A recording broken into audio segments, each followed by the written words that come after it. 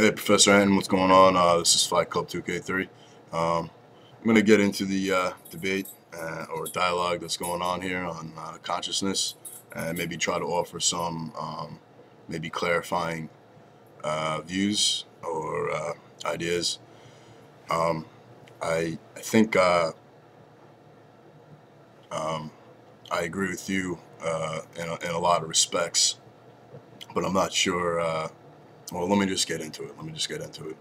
Um, if we ask ourselves what is consciousness, we come up with consciousness is a reflective mirror where one can distinguish an I for himself. One can realize that one can know that there is an I, even though in Eastern traditions there may be no I, and I'll get to that later. But and one can distinguish a you or the other person, and vice versa. And this is what consciousness is to me. It's a reflexive system of thought, and one can think about oneself or think about what one has done or what one will do.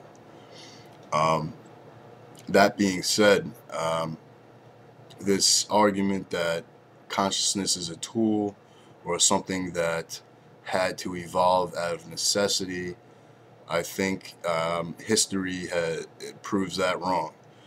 Um, first of all, first of all, consciousness did emerge. It wasn't always there, but for me to say that, I need to say this in order to, uh, the language is at my fingertips. I can't not say this.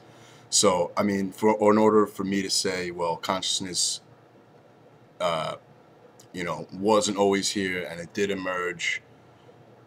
It makes me look kind of absurd, but that is the fact of history and anthropology.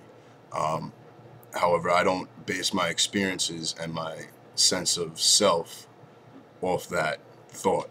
I know that being here, being now, being present, and accepting the way things are now is in touch with reality. Um, and I cannot imagine a world without consciousness because I can't experience it and I have no insight into what the hell that would be. But according to history, um, early hominids did not have consciousness and they survived a long time without consciousness. Now, why language and consciousness seem to arise symbiotically in a process without direction, without parameters, I don't know. I'm not sure. I don't think anyone can answer that question. Um, it's one of those things that we got to say, it's not something for us to know. Um, Now, when consciousness and language did rise within the early hominids, um, and as a fact that it wasn't always around means that um, it was not a necessity, because if it was, it would have been always around. It became something of nature, a part of nature, superfluous, I think. Um, I think nature is often wasteful, often not guided, often chaotic, and the fact that consciousness and language arose, I think it might have been just a string of possibilities and just a number of dice rolls, and this is what happened. That's my thoughts on it. Um, Now, the way we used it, and this is where people get tricked often. The way we use it is to become more interdependent on each other and to communicate with each other and to plan and to learn from past mistakes, use reasoning, and plan for the future. Now, this goes from harvesting to hunting, and it started off first with hunting. Um, and one can say it did help us survive, but it was not needed, and it was not a necessity to survive, because as hominids, they had survived thousands of years before without consciousness. As far as where consciousness is going, I don't know. I'm not sure if it's going anywhere. I believe there is a reality that says if one becomes aware of the present moment, there is something to be said for the way things work out. When one becomes present of the moment and knows what one has to do, not what one feels like doing, but what one has to do, there is something of a, I hesitate to say cooperation, but that's what it feels like, of the universe.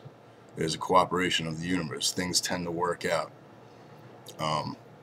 Maybe not as you planned, but they sure as shit don't get, they sure as shit don't lead you into abyss when you remain positive and aware of your situation and the present moment. I've been thinking about something. I was thinking about writing a book on this, and it has to do with realizing that, to experience reality as it is without imposing any definitions or judgments on it, similar to Alan Watts' ideas of the Tao and Taoism, coupled with a predatory existential responsibility to create one's life. Now, this means that one can altogether redeem the past, and one can let go of the future, saying that if one plans to remain in the present and he has a vision of the future, he can follow his plans day by day, and remain in the day without looking to the future, without looking to, 2 years ahead, which might be burdening, which, could halt his projects. When one stays in the day and still has a vision, but doesn't impose this vision on reality, so to say, then he will get to his future plan if he remains faithful and aware of his project day by day in the present moment. And I think that's where a lot of people get confused, that, consciousness is, this separate, that it's supposed to be this tool that you use to separate yourself from the we, from the universe, from the world. And I think that that is in direct contradiction to how it merged. We first use it out of bodily instinct to be interdependent on each other, and to view ourselves as the world and other people as us. And that, in a sense, can help one deal with these problems of consciousness.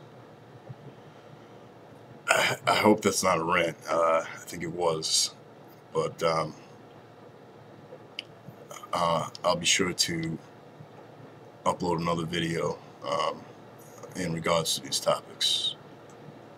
All right. Hope to see you guys on the front lines of the dialogue. Peace out.